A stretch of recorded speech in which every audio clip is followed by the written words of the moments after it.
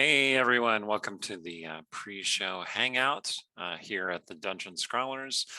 We have our illustrious Isekai Realms DM, Chris, going to cause us further emotional damage very shortly.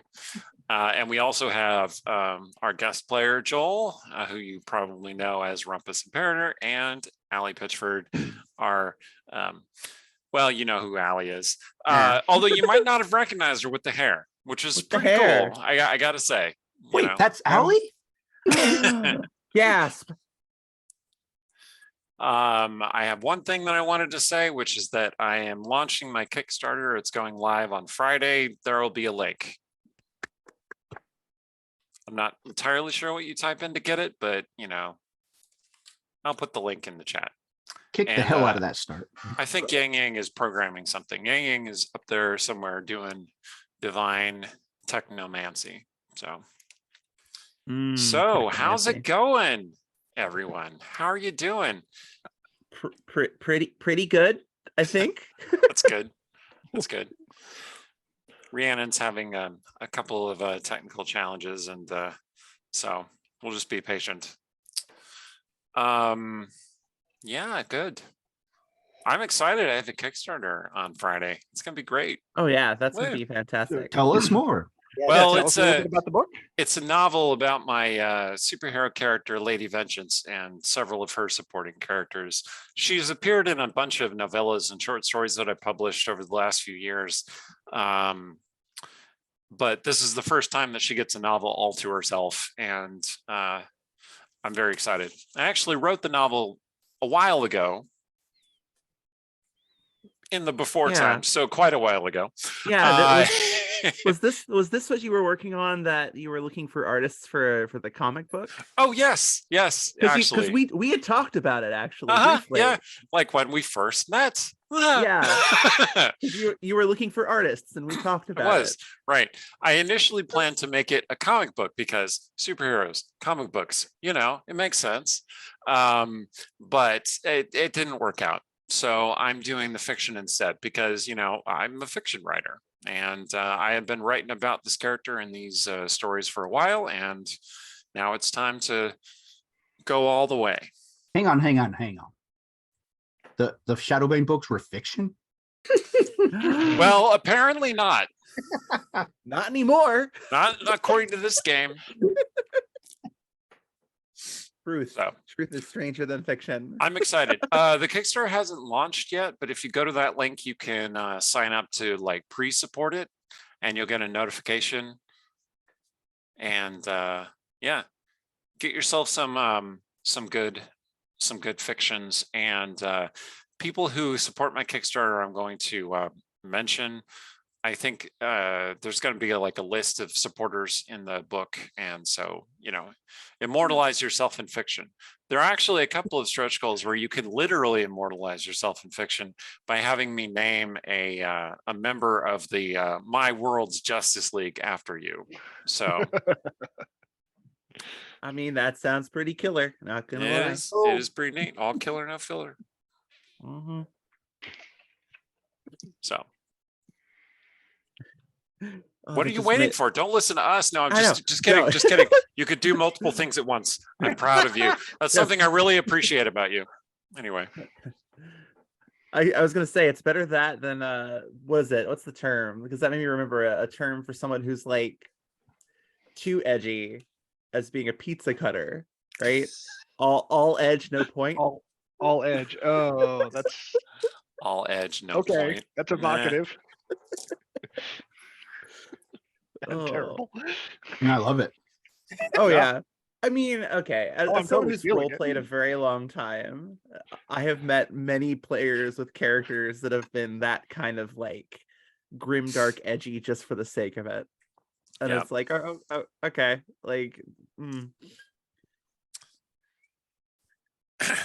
Oh yeah, what are you going to attack the monster with? My edge. Okay. My pain. Like, is there any part of your backstory that isn't tragic? No. No, it's all sadness all the time. Isn't it great? Do you plan to do anything? See ya. Six generations of sadness. My parents were orphans. My parents' parents were orphans. My parents' parents were orphans. It's a real problem that something we need to really address. Yeah. I have an excuse to be as terrible as I want to be because of my backstory. And if I have children, they will also be. Oh, yeah. Wouldn't that be an interesting thing to a story? Like all of your ancestors were murdered in front of their children. And so like you are destined to be murdered in front of your children. So you're just trying real hard not to have children. Yeah, that would be Or the you thing. can, or you Because can that eat way you them. live forever. You can eat them like the Titans. Ah, Yeah, Or- yeah. Or That didn't go so well for the Titans, though. actually, that could be interesting. An interesting story as well. Like the person who's like the latest generation of this family who've all been killed in front of their children, trying to find out who keeps doing it, and stop them once and for all. Before the child that is now in the womb is born. Oh So you're god, on put a a timer on it. specific- That's awful. Specific countdown clock. Speaking of specific countdown clocks, you let me know when you're ready to talk about the things that I plan to grill you all about. All Oh, yeah. right. We're gonna Sure. do another one of those getting to know you / figuring out the inner weaknesses of your character things that Chris does. So does anyone else have any pertinent business that they'd like to bring up? Nope, bring the pain. We get to that. All right, Chris, take All it right, away. this is actually not so bad and much more game mechanic-y than the last time. In second edition Dungeons and Dragons, and really most modern versions of Dungeons and Dragons, we have alignment systems and class systems. And the way I handle these varies. Most people start out, we'll talk class first because it's the easiest thing to discuss. Most people start out as fighters or thieves or 0-level commoners, right? One of those three options. Go ahead. Interesting. One of those three. I had someone start as a priest once. I've had people want to be wizards, but I always tell them cast a spell and we're good to go. And so far, I have no one up to the challenge. If any of you can do that, I'm willing to entertain the discussion. But in terms of what the average person sort of tends to be, it's usually fighter or thief. And that's usually based on whether or not they have a background in like combat training, weapons training, the military, that kind of thing that sort of gets you a default fighter level. Or they're just, not necessarily stealing things per se, although some people do, but just sort of sneaky broadly. Some people might be gymnasts or something that happens to have given them a high degree of dexterity where they've picked up some of the classic thief skills along the way. Very few people start with all the aspects of their class. For example, none of my thieves have ever had backstab on the first day they started playing the game, because most people just don't know exactly what to stab a person for extra damage. But being a thief as opposed to a non-thief might give you a little bit of a bonus in climb walls. A normal human has a 40% chance, a first level thief has a 60% chance. So there are little benefits to doing that. So this is where I go around the horn and ask the question, which I think I've sort of started to ask before, about whether or not anybody has any personal history that might qualify them for one of those classes.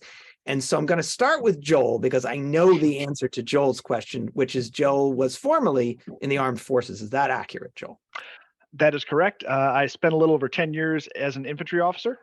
That was my second job in the Army. And I'm actually still in the reserves. So Interesting. So when you say officer, you mean lieutenant or higher, commissioned. that is correct. Okay. That could potentially qualify you not just to be first level, but potentially to be higher than that. Cool. Do you have any actual like deployment in theater combat experience? I do. I deployed 5 times actually. 3 times to Afghanistan, once to Iraq, and then I was in Kuwait when Desert Storm kicked, or not Desert Storm, Iraqi Freedom kicked off. Okay. And so if I asked you if you thought that you would likely be a second level fighter, do you think that that's a skill level you possess? Or would you say, really, I might have been an officer, but probably more like a first level fighter? I'm going to leave this to you to self-disclose your true feelings on the subject. I think second is probably reasonable. Okay. Now, Oh man, you should have pushed for 5th level for 5 tours. yeah, So you could also, though, as a light infantryman, you could also make a case for ranger. So you could make a case that for ranger. skill set is a lot more. Yeah, but Did you have like sort of like in the field by yourself recon experience, or were you always in No. command troops? Yeah, nobody really goes anywhere by themselves, at least in the conventional military. So Yeah. but light infantry, you are moving through the woods, quietly and doing your best to avoid detection. And I mean, in modern warfare, at least for the infantry, generally whoever is seen first loses. So Yeah, range will do that. But we're going to call you, for purposes of Yang Yang naming you something, a second level warrior. Well, you guys know how to spell warrior, which is a version of the fighter class in second edition. You will need to train with an actual fighter in order to get the special bennies that fighters get that warriors don't have. But typical military in a lot of the second edition universe are warriors as opposed to fighters. Fighters are trained more to be individual fighters. Warriors are trained more to be members of a group. So there we go. We have our answer for Joel. Eric, I remember you telling me something about the subject of training with weapons. I have a certain amount of fight training, unarmed and with swords. I've fired guns before, although I'm not much of a marksman. I'm pretty good at archery. And I do like a lot of fitness training. And so would you say that that is more akin to a warrior or a thief? Because you could fit either of those two things into the description. It seems more like a warrior to me. I definitely would not be a second level warrior. I wasn't going to make you one, don't worry. I might be a first level warrior based on the amount of training that I've done, but I've never been in an actual armed services situation. So gotcha. For our intents and purposes, I'm gonna call you a first level warrior. Yes. Recognizing again that you don't have all of the skills of the class simply because you happen to be a warrior, but right. I need to name you something that makes the most sense. I was also an Eagle Scout and have a lot of outdoor and orienteering and survivalist training. That's good to know, but I'm not quite at the point where I'm ready to call I'm just pointing that out. Yeah, no, I appreciate that. I appreciate that. I don't have the fist fighting merit badge though. They probably introduced that after I left. They have No, that? just kidding. No, they don't. Didn't know about the Boy Scouts.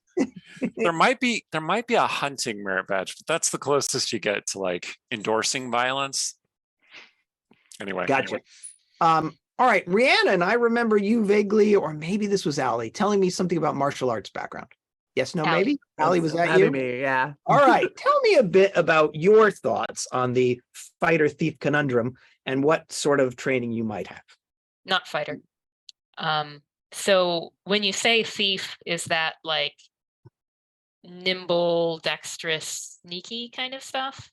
It can be any number of things. There are 8 core thief skills in second edition, and they sort of break down into the nimbly crawling aroundy stuff and the good with your hands working on things stuff, it's a word I'm searching for, open locks, find remove traps, those kinds of things. So it can be either one. Let's see. I mean, right now I can't get my camera to work, so it's not a mechanical device in the strictest sense. So not wizard is what you're saying. No, not wizard. I'm thinking. I mean, nah, not really. Okay, so would you say that Sage, which is just a pure academic, would be a more likely outcome Sure, for you? let's do Okay. it. So Sounds why better don't than we? commoner? Yeah, why don't we say first level Sage? Now I'll tell you that upon receiving any specific training, one can override these things as one desires. So one can, for example, advance in their base class and then switch to another class, or one could replace their base class with a class that they're trained to do. Chris the Gray, the character you all asked me about last time, or I disclosed, started as a first level thief because I'm more akin to a thief than a fighter, and became a second level thief before switching to wizard. Other people have just jumped straight to wizard and overridden the original classes that they might have come into the realms with. So Chris the Gray became a wizard. You don't say. Yeah, I don't know why. No one would ever predict that, but yes. So Sage, level 1 for Rhiannon. Okay, so Allie, you were about to tell me about martial arts. Yeah. And fighter conundrum. I actually specifically had multiple years of martial arts training with a style called Kajikembo that and got to like be leveled just under black belts. Oh. Which also included a lot of weapons training, a lot of part of the fighting style is something along the lines of what one might consider fighting dirty, given that it's the point is to make sure your opponent does not get back up again, whether it is just incapacitating them or otherwise putting them down so they don't get back up again. That sounds more thiefy than fightery. Am I right about that? I actually honestly think so too. Especially I think since she's making a bid for sneak attack. I mean, hey, look, if only we were in 3rd edition, right? Oh yeah, backstab. You're right. You're right. Good call. But I would say, I do know some of the places on the human body that would cause a hell of a lot more damage if you stabbed them. So, that's good to know. Kidneys, femoral artery, fun places. So would you say the level of thief that you might be would be first level thief? Yeah, I think I'd go with that. All right, so why don't we say thief level 1? And finally, Randonius, what can you tell me? I'm a little torn. On the one hand, I would say thief. I would tend to try to use to sneak out of a situation, or when I play Risk, I try to subtly manipulate the other players to just take each other out. Never. I don't believe that about you, Randy. I don't believe it. I that kind of a thing. And I do practice a little bit with lockpicking, but I'm not, in real life, I'm, not super great at it or anything, but I understand, the basics of the tension wrench, putting in the torque and the, do you have for the pins. But performance-based skills, Randy, like musical, dance, acting? I went to a performing arts high school and was very much into theater in my youth. And have you considered a subclass of thieves, bards? That would very much align with probably that would probably fit very well with me.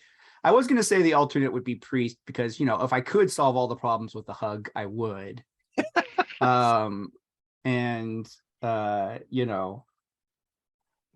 again, it is what you are now, not what you may become.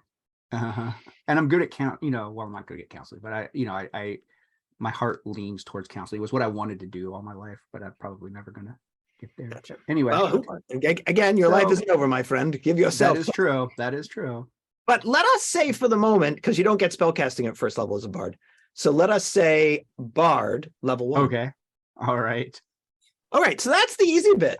I did bring a drum along, so that's probably. Oh, I know you did. I saw it already in action back in the Giant's Folly. Gandios was interested to see what your performance was going to be that evening before you were so rudely interrupted. Okay, so now here comes the fun bit. Alignment. Alignment in 2nd edition is the same as alignment in 1st edition, 3rd edition, 4th edition, and 5th edition, I think. You've got your classic axis of good and evil. The thing that 2E does well, in my opinion, is it makes clear that that you are constantly in motion along both of those axes. That there's a difference between lawful evil and lawful neutral, and a difference between lawful neutral and lawful good. And so it has the concept of alignment tendencies. So if you're sort of lawful evil or lawful neutral, but a smidge in the direction of evil, you might be described as lawful neutral with evil tendencies, for example. So it's sort of, and you move back and forth across that slider based on the things that you do. The way I typically determine alignment in my game is a combination of my opinion, having observed the characters / people, their opinion, which carries a fair amount of weight about what people think they are, and the opinion of their friends. So it's a little bit of all. So what we'll start our exercise with this evening, and I don't know that we'll have time to finish it, is a couple of you going through this discussion. Now, Eric and I already started talking about the concept of alignment, did we not? We did, yes. So why don't we start with Eric as a consequence of that? And why don't you tell me your thoughts about what you are, and then I'd be interested to hear the opinions of your friends. Okay, so I consider myself to be neutral good, which is to say that I care mostly about the advancement of goodness and kindness and compassion, and I want the best for people, generally speaking. And I'm not super bothered about how that happens. Like, if you work within the law to get that, okay. If you work outside the law to get that and you have to burn down a building, that's okay. Less okay, but okay. Like, I contrast this with my wife, who I consider a very, very lawful good person. And like, anytime I talk about doing things slightly unusually, she's like, no, we must follow the plan. I'm like, okay, fine. They're laid down for a reason. I describe neutral good as the goodest of the goods, because it's good for good's sake, right? In the same way that neutral evil is the worst of the bads, because it's evil for evil's sake. It's pure selfishness. And so that is where you would place yourself, is the category of neutral good. That's where I would place myself. So thoughts, folks, helping me out here based upon your long association with Eric. Why don't we start with you, Randy? Do you think Eric is mistaking something about one of the axes of his alignment, or do you think he's spot on in his assessment? I think he's pretty spot on. I think he dips his toe into lawful and dips his toe into, well, mostly into lawful sometimes, but like, I think online he is a paladin. He's a Twitter paladin, but like in life he's neutral good. Gotcha. When I recommended or suggested he might be dipping a toe, I suggested lawful was the place he was dipping it as well. Yeah. Rhiannon? I was going to say lawful. You think he's organized enough to be lawful good, or do you think he's somewhere in between neutral good and lawful good? Is that allowed?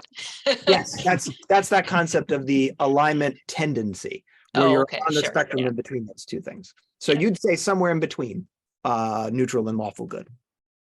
Yep. Okay. Allie?